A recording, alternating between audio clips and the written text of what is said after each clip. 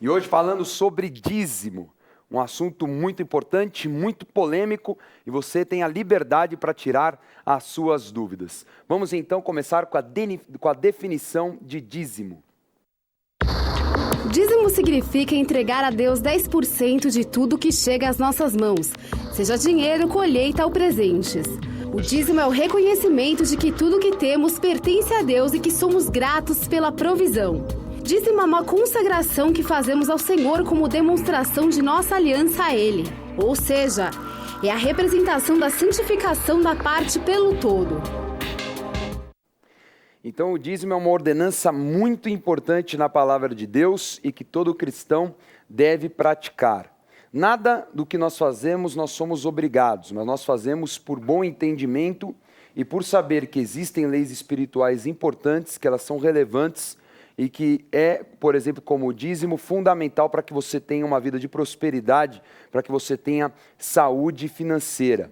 E não tem melhor passagem para ilustrar a importância do dízimo do que Malaquias capítulo 3, versículo 10.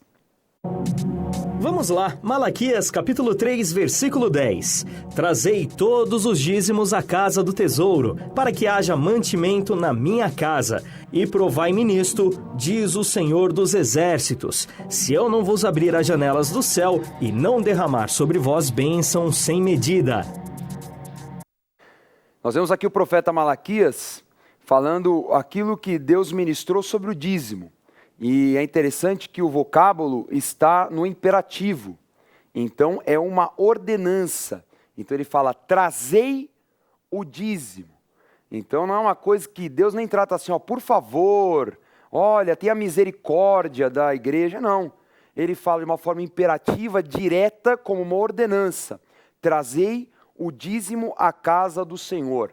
Então isso faz parte da vida do homem para que ele tenha prosperidade, para que ele repreenda o devorador, e nós vamos tratar daqui a pouquinho sobre esse resultado. E é claro, o Bispo G vai explicar para a gente de onde vem essa palavra dízimo no hebraico. Bom, a palavra dízimo no hebraico é a palavra ma'azra, que quer dizer isso que ele colocou a 10ª parte, e que também tinha um compromisso dessa 10ª parte estar abençoando, na época, aqueles que eram sacerdotes, que cuidavam das coisas de Deus. E hoje, em uma prática direta para que haja mantimento na casa de Deus. Muitas pessoas, de uma forma errada, tratam o dízimo como algo que pertence unicamente à lei de Moisés. E isso não é verdade. Vamos ver Gênesis capítulo 14. Vamos lá, Gênesis capítulo 14, versículos 17 a 20. Após voltar Abrão de ferir a Quedorlaomer e aos reis que estavam com ele, saiu-lhe ao encontro do rei de Sodoma, no vale de Savé, que é o vale do rei. Melquisedeque, rei de Salém, trouxe pão e vinho, era sacerdote do Deus Altíssimo. Abençoou ele a Abrão e disse, bendito seja Abrão pelo Deus Altíssimo, que possui os céus e a terra, e bendito seja o Deus Altíssimo, que entregou os teus adversários nas tuas mãos, e de tudo lhe deu Abrão o dízimo. Então você vê nessa passagem que Abraão entregou de tudo que ele recebeu de Melquisedeque o dízimo, visto que Melquisedeque era um sacerdote, também um rei. Então você vê a figura sacerdotal, já antes da lei de Moisés, ali recebendo também o dízimo, a 10ª parte de tudo aquilo que Abraão recebeu. Agora o que nós notamos é que Abraão ele não tinha uma força da lei, ele não tinha uma lei que o obrigasse, ou ele não tinha, por exemplo, uma ordenança direta que ele deveria dar o dízimo. Mas ele criou esse costume, ele ali como uma habilitação, consagrando todos os bens que ele recebera, ele consagrou o dízimo e entregou a Melquisedeque. Para nós termos um entendimento de quem é Melquisedeque, da sua função naquele momento tão forte, tão importante, porque Abraão tinha acabado de livrar Ló e 5 reis ali da região de Sodoma, em uma guerra de 4 reis opressores. Então ele estava vindo de uma batalha, de muitos despojos, de muitas opções de enriquecimento, mas Abraão abriu mão do enriquecimento ali profano, ele preferiu receber a bênção do Senhor, o enriquecimento que viria do Senhor. Então ali quando ele recebeu do sacerdote, falou, olha, eu estou aqui entregando meu dízimo, consagrando tudo isso que eu estou recebendo. Vamos entender essa figura de acordo com a carta dos Hebreus. Vamos lá, carta aos Hebreus, capítulo 7, versículos 1 a 10. Porque este Melquisedeque, rei de Salém, sacerdote do Deus Altíssimo, que saiu ao encontro de Abraão quando voltava da matança dos reis, e o abençoou, para o qual também Abraão separou o dízimo de tudo. Primeiramente se interpreta rei de justiça, depois também é rei de Salém, ou seja, rei de paz, sem pai, sem mãe, sem genealogia, que não teve princípio de dias, nem fim de existência. Entretanto, feito semelhante ao Filho de Deus, permanece sacerdote perpetuamente. Considerai, pois, como era grande esse a quem Abraão, o patriarca, pagou o dízimo tirado dos melhores despojos. Ora, os que dentre os filhos de Levi recebem o sacerdócio têm mandamento de recolher, de acordo com a lei, os dízimos do povo, ou seja, dos seus irmãos, embora tenham estes descendido de Abraão. Entretanto, aquele cuja genealogia não se inclui entre eles, recebeu dízimos de Abraão e abençoou o que tinha as promessas. Evidentemente, é fora de qualquer dúvida que o inferior é abençoado pelo superior. Aliás, aqui são homens mortais os que recebem dízimos, porém ali, aquele de quem se testifica que vive. E por assim dizer também Levi, que recebe dízimos, pagou-os na pessoa de Abraão, porque aquele ainda não tinha sido gerado por seu pai, quando Melquisedeque saiu ao encontro deste. Essa é uma passagem muito legal, porque ela confronta essa questão que muitos abordam, que o dízimo não pertence ao Novo Testamento. Então a gente vê que o escritor de Hebreus, ele pega aí uma situação que é antes da lei de Moisés, e ele começa a falar da figura de Melquisedeque, um homem que não tinha genealogia, não se sabia a origem, uma figura que nós atribuímos a Jesus Cristo, né? Uma figura sacerdotal que não estava atrelada a uma lei, mas que já existia. E é muito, muito interessante isso, porque Abraão, ele nesse momento, ele faz uma aliança com Deus. Então o dízimo ligado a uma aliança que antecede a própria lei e que ela se perpetua também no Novo Testamento, que é a nova aliança. E é tão interessante, né, Bispo G, porque Abraão ele entrega o dízimo para Melquisedeque. E aí faz uma analogia sobre Levi, porque da tribo de Levi que surgiu a função sacerdotal, o ofício sacerdotal. Isso, perfeito. E eles recebiam o dízimo. Como é que é essa analogia entre aquilo que Abraão fez? Porque quem que seria Levi? Levi seria bisneto de Abraão. Como é que Abraão iria dar o dízimo para os descendentes de Levi se Levi seria bisneto dele?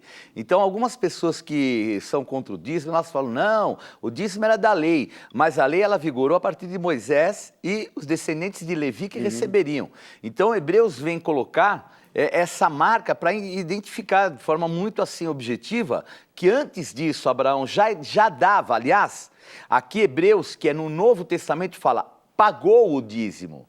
Não é só deu o dízimo, ele pagou. A gente só paga por algo que não é nosso, correto? Sim. Se eu pago, é porque não me pertencia e eu estou pagando. Então, mostrando de uma forma muito mais clara no Novo Testamento, o compromisso que nós temos do dízimo que pertence ao Senhor. Com certeza. Até que a gente fala que eu vou hoje entregar o meu dízimo. Não. Você vai entregar o dízimo do Senhor. Não é? A gente até brinca com isso, mas é verdade. Não nos pertence. Não é meu, já é o dízimo do Senhor. Então eu estou hoje na casa do Senhor entregar 10% que representa o dízimo do Senhor. Então é muito interessante. E essa figura de Jesus Cristo aparece logo depois na sequência do capítulo 7. Vamos lá. Vamos lá, Carta aos Hebreus, capítulo 7, versículos 14 a 16 e 22. Pois é evidente que o nosso Senhor procedeu de Judá, tribo a qual Moisés nunca atribuiu sacerdotes.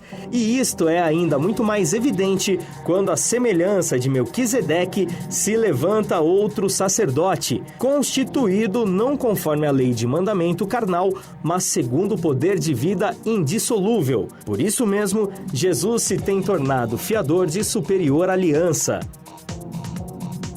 Muito legal. Aí nós vemos aí nesse trecho a figura de Cristo, que é uma figura sacerdotal, né? O sumo sacerdote da nova aliança, só que ele veio de uma tribo que não é uma tribo atribuída à função sacerdotal, né? Então Jesus veio da tribo de Judá, mas nós vemos a figura dele como mostrando o quê? Que essa nova aliança hoje não é só entre o povo de Deus e o povo de Israel, mas que todos nós, como igreja, convertidos, nos tornamos Israel de Deus. Então a igreja ela tem essa função. E Jesus é o sacerdote.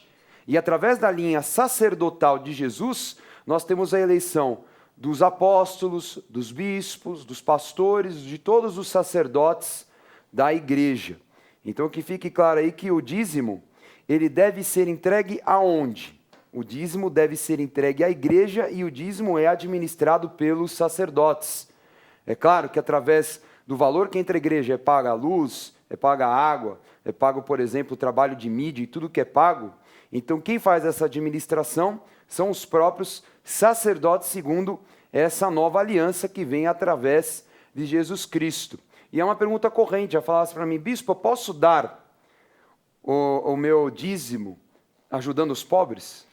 Essa pergunta é muito engraçada, né? Porque as pessoas acham que o dízimo ele pode ser somente uma bênção como fosse uma oferta. São coisas distintas, né? Nós vamos falar mais a respeito disso depois, mas o dízimo pertence ao Senhor e ele é colocado para que haja mantimento na casa do Senhor. Então, o direcionamento, se for dado depois aos pobres, não tenha nem dúvida, que quem vai direcionar para os pobres é a igreja. Então, ela sabe como lidar com aquilo que ela tem ação sobre. Então, o homem, pessoalmente, não pode ter ação sobre o dízimo porque não lhe pertence, pertence ao Senhor, né? Muito bem, vamos ler Gênesis 28, que trata de mais um dízimo, dízimo de Jacó. Vamos lá, Gênesis capítulo 28, versículos 20 a 22.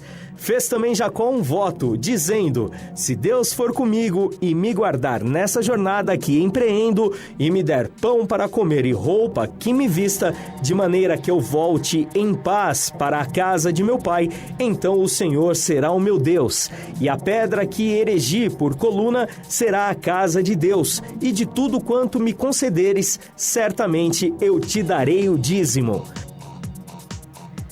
Então nós temos mais um exemplo de alguém que entregou o dízimo antes da lei de Moisés. Então, para ficar claro que o dízimo não é atribuído só à lei de Moisés. Agora, a lei de Moisés trata de duas formas distintas do dízimo. Então havia o dízimo anual, que era o dízimo proveniente da colheita. E também tem um dízimo trienal. É muito interessante isso, né? O dízimo anual era um dízimo que era entregue direto aos sacerdotes, e esse trienal, ele era atribuído também a ajudar os órfãos, as viúvas, os pobres, não é?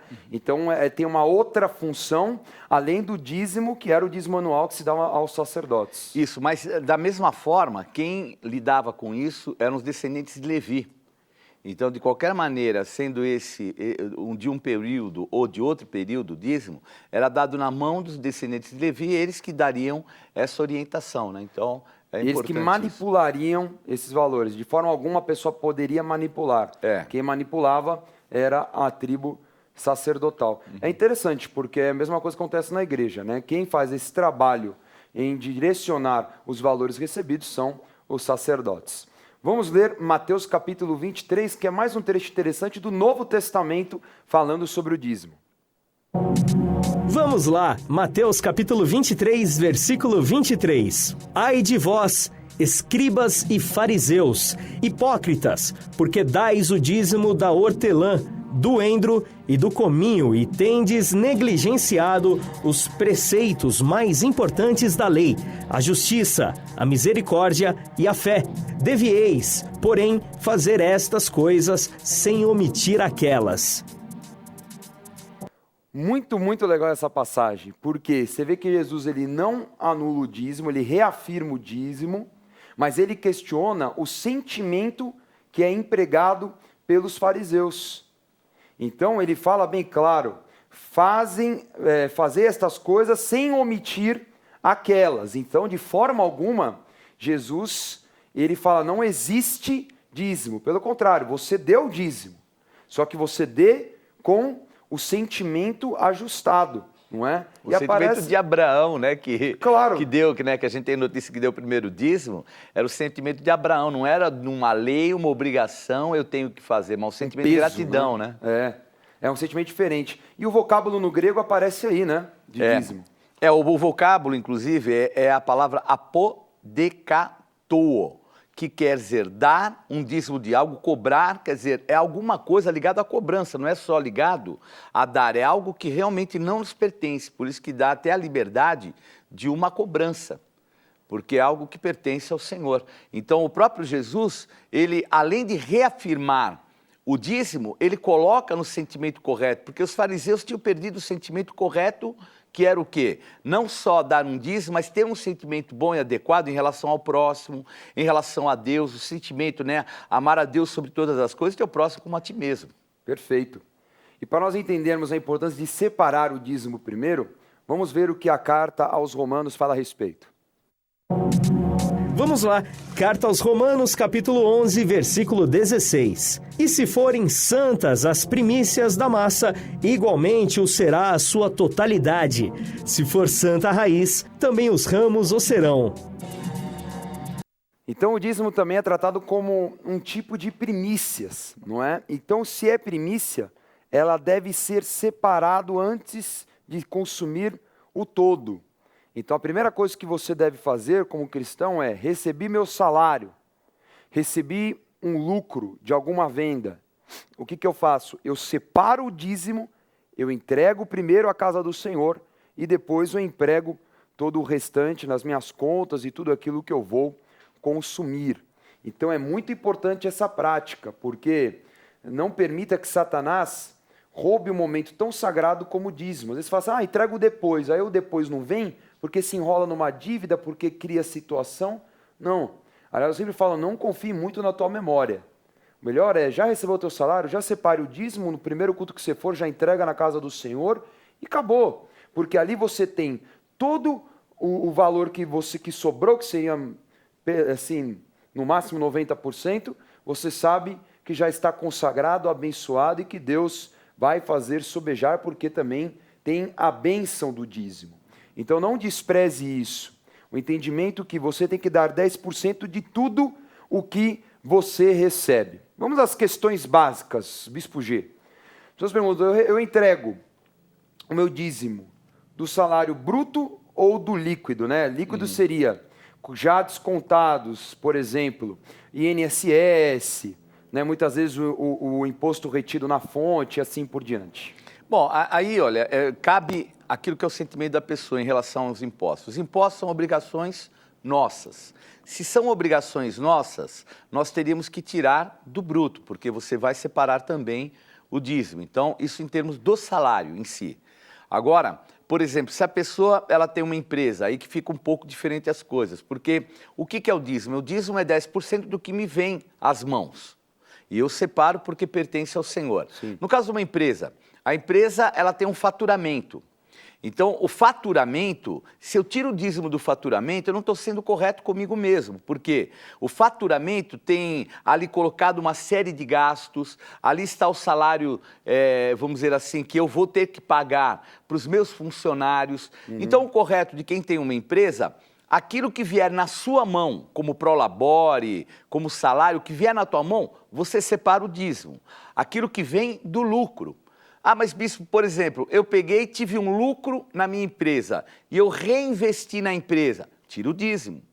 Porque você recebeu algo que é lucro, que é acima dos teus gastos, tira o dízimo e aí você reinveste. Então a tua Perfeito. empresa cresceu, ela alcançou um valor maior, então é importante você tirar o dízimo. Então, no caso do faturamento bruto, não convém tirar o dízimo completamente, é errado e até prejudicial. Nós vemos aí em Romanos sobre primícias. E primícias, o dízimo é um tipo de primícias, mas É, não quer isso dizer mesmo. que primícias é dízimo, são coisas diferentes. É. Inclusive, na próxima aula nós vamos falar sobre isso. Mas qual que é a importância das primícias? Qual que é a função? Bom, a palavra primícia é a palavra a parte, que quer dizer a melhor parte, a melhor porção. Então, tudo que nós entregamos com a nossa melhor porção, algo que nos custa, mas que num sentimento que você dá como um valor de entrega, então isso é uma primícia. Então, o primeiro fruto, o melhor que eu tenho, aquilo que tem um valor grande para mim, são valores ligados a esse termo primícia. Então, o dízimo é uma primícia. Não que todas as primícias serão dízimo, mas o dízimo é uma das primícias. Perfeito. Aliás, na próxima aula vamos falar dos tipos de ofertas e também das primícias. Agora vamos ler Malaquias 3, 6 a 9, da importância de praticar o dízimo como primícias. Vamos lá, Malaquias, capítulo 3, versículos 6 a 9.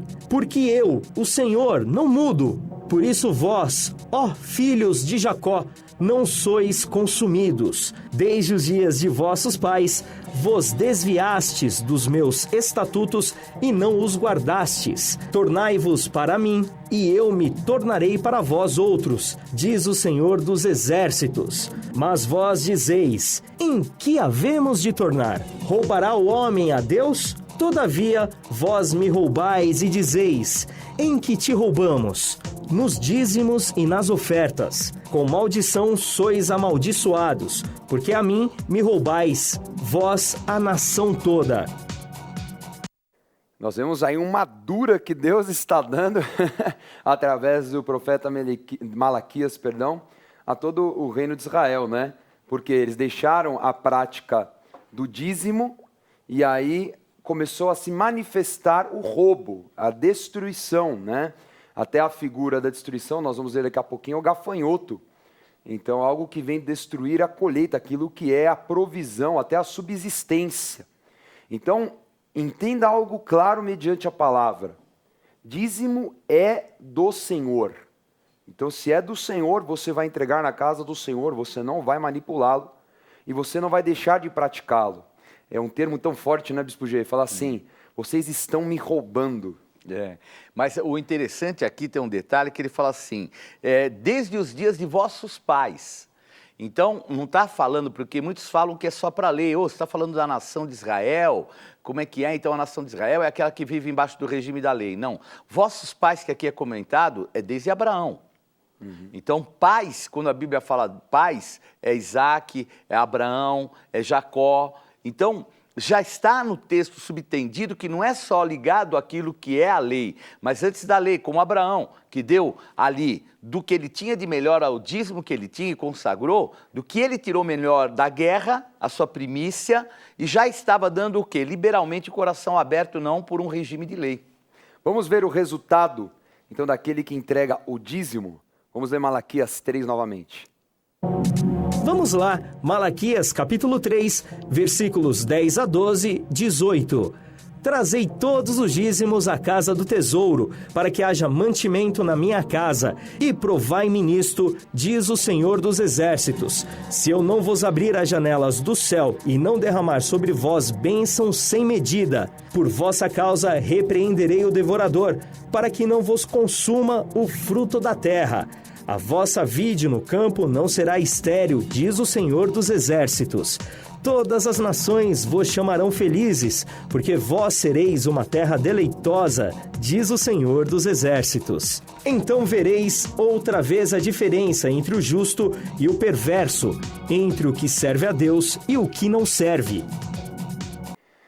Vemos nessa passagem os resultados. Então, são liberações espirituais e, é claro, são habilitações, porque a pessoa, ao entregar o dízimo, né, ela está habilitada, ela tem um reconhecimento espiritual que ela tem direito a receber cada uma destas palavras proféticas. Então, nós vemos, por exemplo, primeiro que abrem as janelas dos céus e o Senhor derrama bênçãos sem medida. Então você vê uma porção que é, assim, difícil de calcular, porque é algo superior que Deus dá ao homem. E é interessante que depois, em segundo lugar, Deus incita o homem a prová-lo. Aliás, é uma passagem muito impressionante, única assim na palavra, em que Deus incita o homem, faça prova de mim, de uma forma extremamente agressiva mesmo, pode me provar, se você entregar o dízimo, se eu não vou abrir as janelas dos céus. Então é muito interessante que há uma prática de honra de Deus, de honra da palavra que Ele está liberando sobre você. Interessante isso, né, Bispo G? E o interessante aqui é que você dá uma porção, você tem uma medida. Deus dá a porção dele que é sem medida. A tua medida é dos 10%. A de Deus não tem medida, porque ela é abundante. Então vejam que esse termo colocado, e até é o único lugar na Bíblia que Deus fala, pode me provar. Não existe nenhum outro lugar, porque nos outros lugares você pode ter assim a conotação de estar tentando a Deus. Quando você o prova, ou você jura por ele, ou busca algum tipo de confirmação, mas aqui ele próprio falou, pode me provar que eu vou abrir as janelas dos céus e derramar a bênção sem medida. Em terceiro lugar, o dízimo ele repreende o devorador. Então, um tipo de malignidade muito séria que nós vamos agora conversar, mas antes me dá algo à memória, né? As pessoas falam assim, puxa, mas 10% não é muito? Eu falo, sinceramente, o que você não faz com 90%, 10% vai ficar difícil, não é? Agora, o que é interessante é que às vezes a pessoa no mundo, às vezes uma pessoa que não conhece Jesus, que é presa, por exemplo, a um vício, ela dá 20% para o tráfico, ela dá 30% no boteco, não é? Então, às vezes as pessoas elas perdem um pouquinho a noção daquilo que elas eram antes de conhecer a Jesus. E o quanto se perdiam, o quanto gastavam. Sendo que, na verdade, essa primícia específica, o dízimo que você está entregando, te habilita a você viver uma porção superior que só Deus pode te dar. Então, pratique o dízimo. Agora, vamos ver sobre o devorador, porque o devorador é tratado como um tipo de gafanhoto, né? Alguém que devora, que destrói a colheita. Era uma praga que era de arrepiar. Na região de Canaã, também do Egito, era muito comum. E atualmente é uma praga que acontece muito numa ilha na África chamada Madagascar, não é?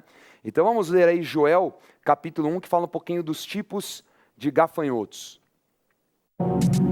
Vamos lá, Joel, capítulo 1, versículo 4. O que deixou o gafanhoto cortador, comeu-o o gafanhoto migrador. O que deixou o migrador, comeu-o o gafanhoto devorador. O que deixou o devorador, comeu-o o gafanhoto destruidor. Então nós vemos aí a figura de 4 gafanhotos. Então, um em seguida do outro, para não deixar mesmo, né, nada de sobra. Então nós vemos primeiro a figura do cortador, que é um tipo de lagarta, né? O termo é muito interessante também no hebraico, né, Bispo G? Então, alguns colocam como lagarta e outros como o gafanhoto ainda quando é jovem. O termo é o termo gazan. E sendo ele jovem, ele tinha uma característica, ele tinha a cabeça grande. E ele é chamado cortador porque ele é muito voraz, mas ele mais corta, até pelo fato dele, a cabeça dele ser grande e tudo, do que ele pode comer. Então ele mais estragava do que comia e ficava estragado no chão. Por isso que ele é chamado o cortador. Ele mais corta do que realmente come, né? É o gazan. O outro que é colocado aqui, que é o migrador, é a palavra arbé, que é um termo que é assim, é chamado assim, o termo é desaparecimento súbito no hebraico. Olha que engraçado nesse termo arbé, que é o quê? Eles vêm, consomem rapidamente e desaparecem. É o migrador, leva embora tudo. Então esse é o termo usado para migrador, que é um gafanhoto muito violento e rápido na ação. E o outro que é o devorador é a palavra yekbek, que é uma raiz levada para o gafanhoto novo. É o gafanhoto novo que não voa, que fica ali e fica constantemente comendo. Então é um gafanhoto que não sai, leva embora, mas ele continua ali e vai comendo constantemente, tirando, roubando aquilo que é no dia a dia. E por último, o destruidor, que é um gafanhoto forte e poderoso. Então tem duas palavras muito próximas, né? É a palavra chassil, que é o gafanhoto, e a palavra chacil, com N no final. E ambos dão a mesma conotação. É o gafanhoto forte, poderoso. Então ele destrói.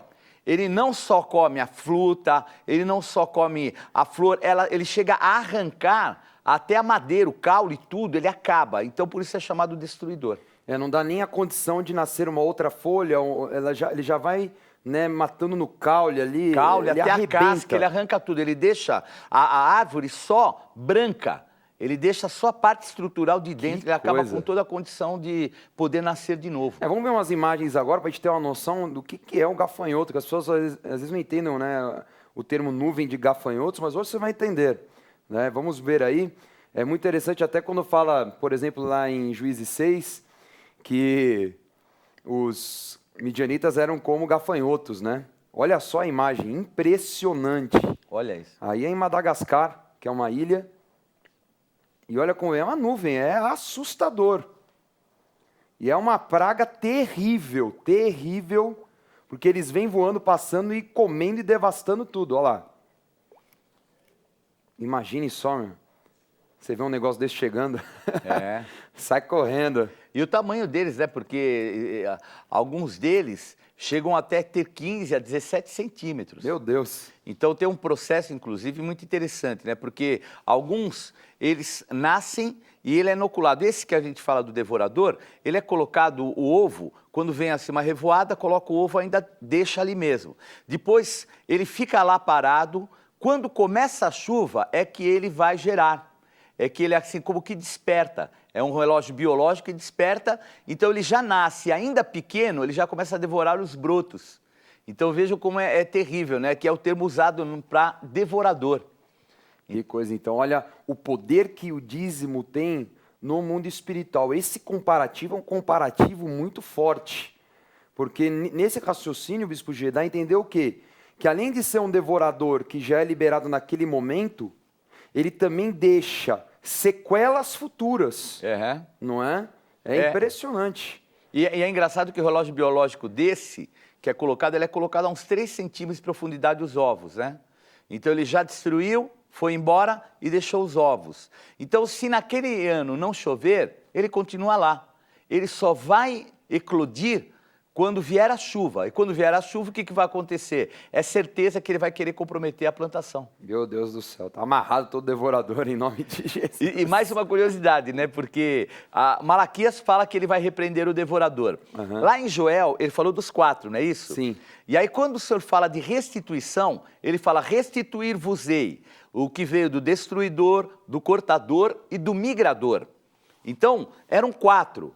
O Senhor fala da restituição de 3. Por que ele não fala do devorador? Porque lá em Malaquias ele vai deixar a forma de restituição do devorador. É só o dízimo. Que coisa isso. Não é impressionante isso? Que coisa. Ele, o mesmo, por exemplo, é o mesmo escritor, é Joel. Fala dos 4. Depois ele fala que a restituição de Deus vem só 3. Ele deixa de lado o devorador. E o devorador só em Malaquias que é falado sobre ele de novo. A única forma, dízimo, que é para brecar o devorador. Então ficou claro aí para você a importância do dízimo, que também, obviamente, vai gerar e habilitar a fertilidade, né? A vitória sobre o devorador também habilita a fertilidade.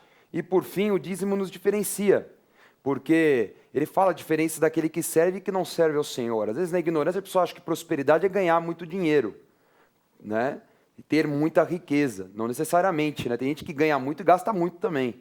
Então a prosperidade é muito mais do que você ganhar riquezas, né? Você ter a bênção do Senhor, você ter sabedoria para administrar, então tudo isso é uma habilitação profunda do dízimo, tá certo?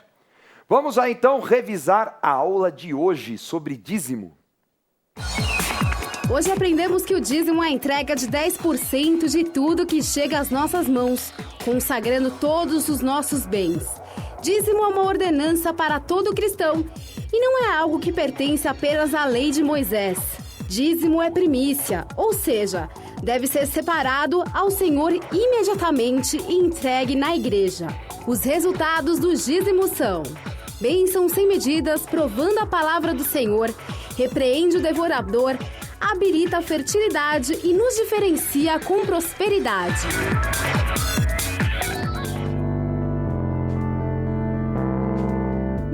perca a oportunidade de se aperfeiçoar mais no conhecimento da Palavra de Deus e desenvolver seu ministério.